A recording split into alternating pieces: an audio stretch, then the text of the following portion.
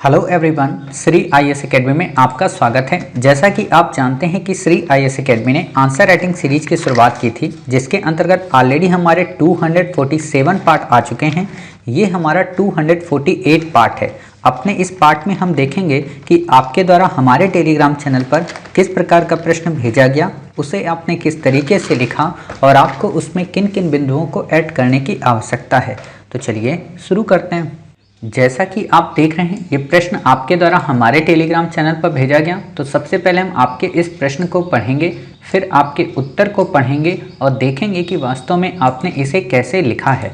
आपका प्रश्न है, भारत के काया पलट के लिए भारत सरकार ने नीति आयोग की स्थापना की थी। नीति आयोग के कार्य एवं भूमिकाओं का उल्लेख करते हुए इसके समक्ष आने वाली प्रमुख चुनौतियों पर चर्चा करें। आपने लिखा है, भारत सरकार ने अपने सुधार एजेंडे के अनुरूप वर्ष 1950 में स्थापित योजना आयोग को बदलने के लिए 1 जनवरी 2015 को केंद्रीय कैबिनेट के एक प्रस्ताव द्वारा नीति आयोग का गठन किया। नीति आयोग, नीति नहीं नीति, बड़ी की मात्रा यहाँ पे लगेगी और केंद्रीय भी आपको सही से लिखना है, इसमें भी बड़ी की मात्रा लगेगी। क्लियर?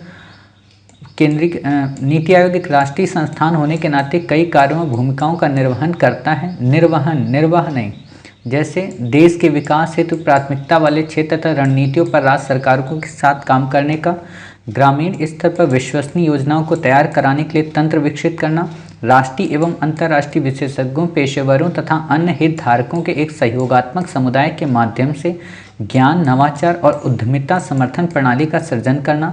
नीति आयोग पर्याप्त आंकड़ों पर आधारित नीति निर्माण पर ध्यान केंद्रित करता है, जैसे 3 वर्षीय कार्य एजेंडा, समग्र जल प्रबंधन सूचकांक, भौगोलिक सूचना तंत्र इत्यादि। यह एक सूचना कोष के रूप में भी कार्य करता है। यह आयोग क्षेत्रीय विकास का काम करता है, जैसे नॉर्थ ईस्ट क्षेत्रों में ध्यान केंद्रण हेतु पूर्वोत्तर के लिए नीति फोरम है, जो वहाँ त्वरित समावेशी एवं सतत आर्थिक विकास के मार्ग को आने वाले अवरोधों की पहचान करता है।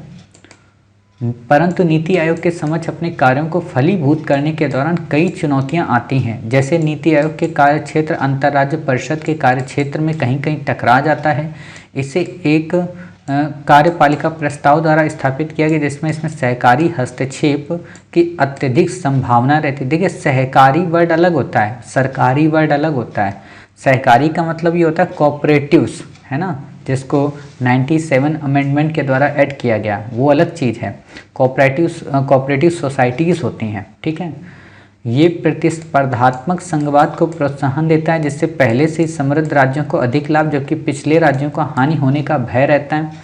ये अपनी सिफारिश के व्यवहारिक पहलुओं पर पर्याप्त ध्यान नहीं देता है, जैसे कि नौकरशाहों के उत्तरदायित्वों का निर्धारण न कर पाने से, ना में छोटा ना ही आएगा, बड़ा ना नहीं आएगा, मतलब आका डंडा नहीं आएगा, कर पाने से सिफारिशें मात्र दस्तावेजों में दर्ज रह जाती हैं। ऐसे में नीति आयोग को कुछ चुनौतियों के समाधान हेतु, जिनका आज भारत सामना कर रहा है, सक्रिय उपाय करने की आवश्यकता है, जैसे रोजगार के अवसरों का सृजन, आर्थिक विकास में वृद्धि आदि।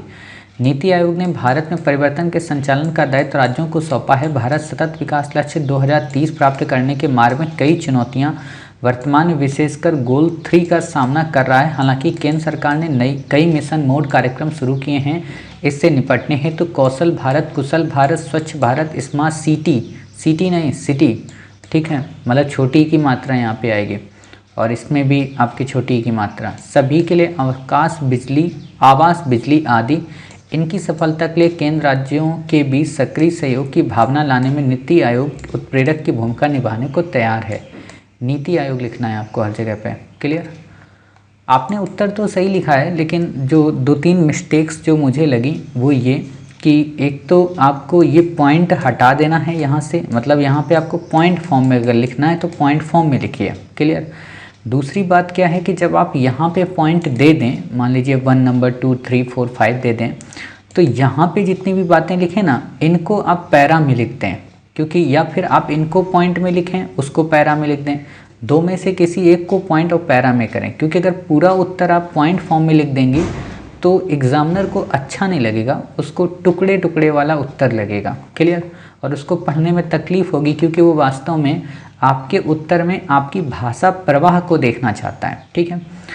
दूसरी इम्पॉर्टेंट जो बात है वो ये कि आपको इसमें अपनी भाषा की त्रुटियों को सुधारना है, खासतौर पर जैसे नीति आयोग। अब आप यहाँ पे एक चीज़ देखिएगा, मैं आपको एक चीज़ दिखाना चाहता हूँ, क्या कि आपने यहाँ पे नीति आयोग लिखा है, ये तो प्रश्न हमने दिया, देखकर आपने लिखा, ठीक। तो जब आपने यहाँ पे नीति आयोग सही लिखा, जब आपने यहाँ पे नीति आयोग सही लिखा, तो फिर यहाँ पे नीति आयोग क्यों लिख दिया, है ना।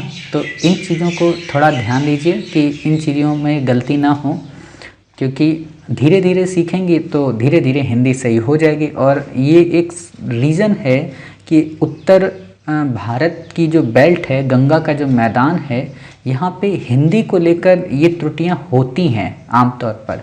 और इसका एक बड़ा रीज़न ये भी है कि इसीलिए हिंदी मीडियम में यूपीएससी में अंक अच्छे नहीं आ पाते, कंटेंट उनका अच्छा होता है। जैसे अगर हम आपके कंटेंट की बात करें ना, तो इसमें कोई कमी नहीं है, कंटेंट आपका बेहतरीन है। आपने कुछ एक्स्ट्रा ही पॉइंट अन्य की अपेक्षा डाले हैं।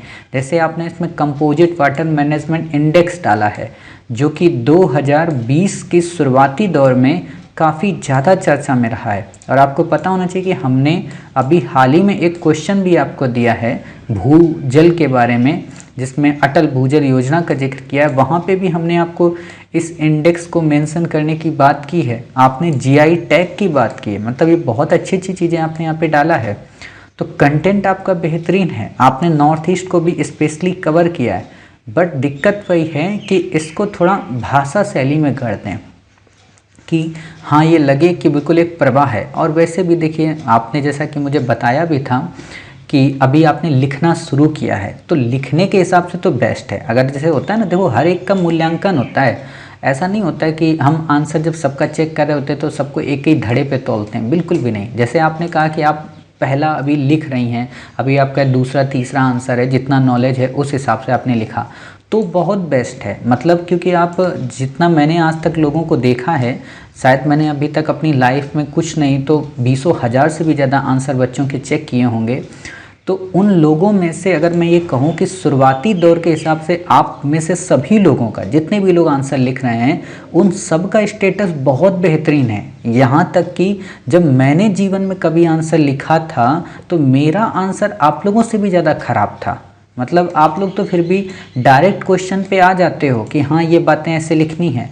मैं तो पहले पूरी भूमिका बनाता था कि योजना आयोग की स्थापना ये हुई थी, पंचवर्षीय योजना इसने लागू की थी, और फिर उसके बाद नीति आयोग की शुरुआत हुई। सरकार मोदी जी गवर्नमेंट थी, उन्होंने नीति आयोग को अपने मन से, मतलब इतना ड्रामा लिखता था मैं कि एक पैरा पूरा यही चीज़ लिख दिया। अब ये मत कहना कि सर नीति आयोग का क्वेश्चन आया था क्या, क्योंकि जब मैं लिखता था तब नीति आयोग बना भी नहीं था, ठीक है ना।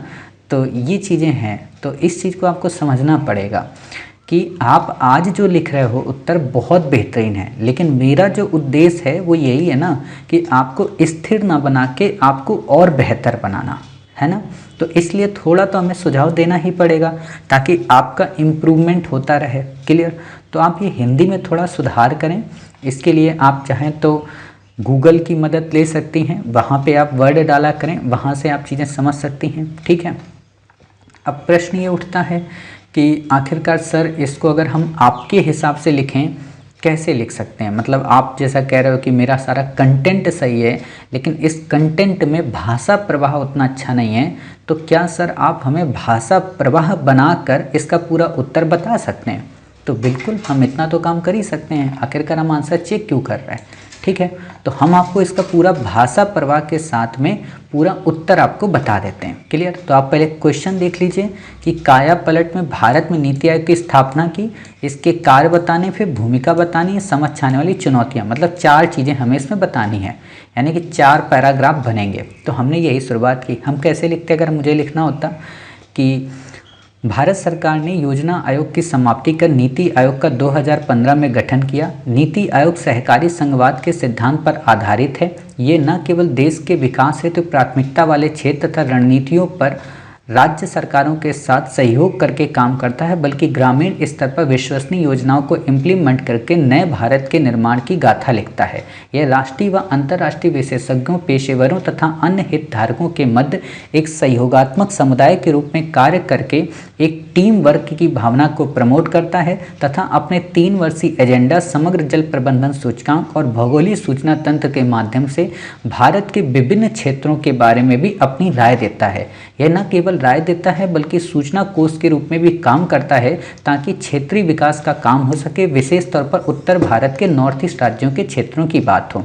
इसके विकास में वास्तव में सतत समावेशी विकास की संकल्पना आधारित है जो कि पेरिस क्लाइमेट समिट के एसडीजी गोल से प्रेरित है। हालांकि फिर भी उपयुक्त इतनी विशेषताएं होने के बावजूद भी इसके सामने कई प्रकार की चुनौतियां आती हैं जो कि निम्नवत हैं। अब यहाँ पे पॉइंट डालो। नंबर 1, यह अपने कार्य क्षेत्र में अंतर्राज्यीय परिषद की भांति संवैधानिक निकाय न होकर एक कार्यपालिका आदेश से प्रेरित है।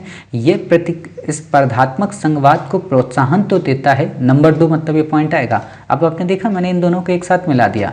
नंबर 2 में आप क्या लिखेंगे कि ये प्रतिस्पर्धात्मक संघवाद को प्रोत्साहन तो देता है लेकिन राज्यों के मध्य आर्थिक विभेद को पूरी तरह से समाप्त नहीं कर पाता। नंबर 3, इसकी सिफारिशें जो होती हैं वो वास्तव में व्यावहारिक पहलुओं पर उतना ध्यान न देकर डाटा पर आधारित होती हैं। नंबर 4, इसमें नौकरशाही के उत्तरदायित्व को पूरी तरह से सुनिश्चित करने में असफल रहा है। अब आपने इतनी बातें बता दी।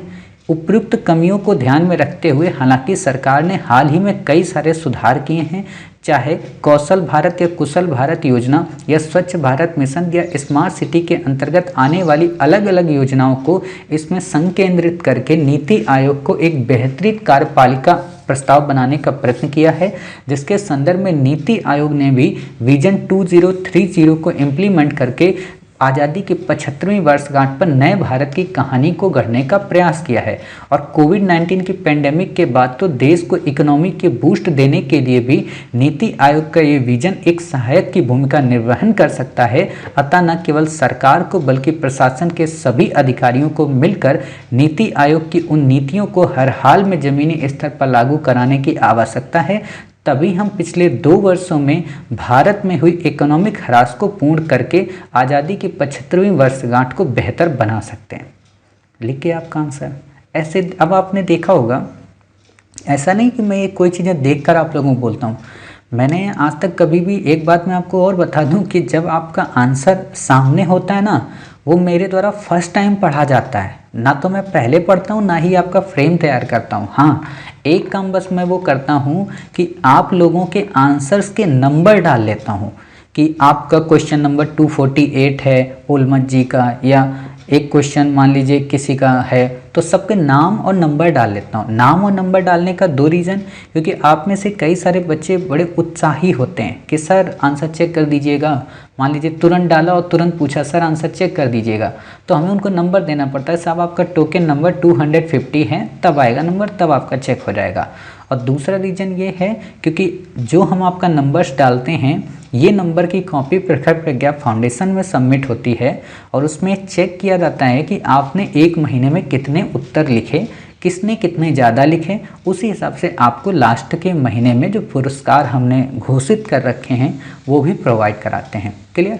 तो इन चीज़ों के लिए बाकी हम आपका ना तो कभी फ्रेम देखते हैं ना ही कभी उत्तर देखते हैं, और जो हम आपको बताते हैं ये तुरंत अपने अंदर से निकलता रहता है, क्योंकि इतने आंसर हम आप लोगों को पढ़ लेते हैं तो कि पॉइंट दिमाग में इतना बन जाता है। ठीक है, तो ऐसी ही कहानियाँ आपको गढ़नी है। उम्मीद है आप इस प्रश्न के उत्तर को दोनों तरीके से समझ गई होंगी और ये भी समझ गई होंगी कैसे अपने उत्तर को आप बेहतरीन कर सकती हैं। मिलते हैं फिर आप ही के द्वारा भेजे गए एक नए प्रश्न के साथ। तब तक अपना ख्याल रखिए और स्वस्थ रहिए।